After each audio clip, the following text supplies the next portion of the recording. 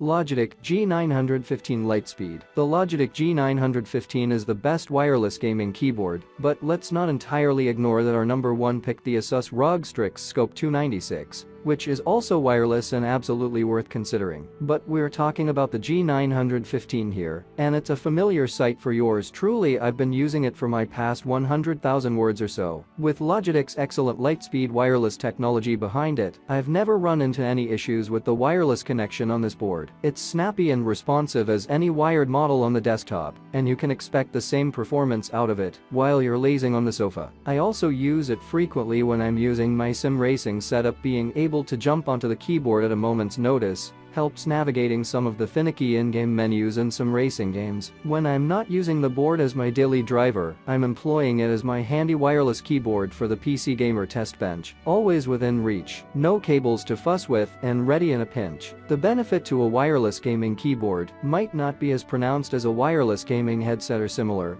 but it's definitely handy to have the option to take your board off the desktop on occasion. Luckily, the G915 also excels in other ways to make it even more convincing. I love a clicky switch, and the G915 is available with low-profile clicky switches that sounds great and are super responsive. That initially came as a bit of a surprise, as the first wave of truly mechanical low-profile switches kinda sucked. These don't, however, and my many hours using this keyboard for writing stories over a span of a couple of years should attest to that. I go as far to say this is the best low-profile gaming keyboard I've used to date, too. As with most Logitech gear, the G915 has a sleek design. It's made up of mostly a top plate of brushed metal, though the underside is a black plastic. The keycaps are ABS plastic, and mine are a bit shiny now after years of use. The downside here being once these keycaps break, it might be trickier to get a replacement versus a more traditional cherry switch stem.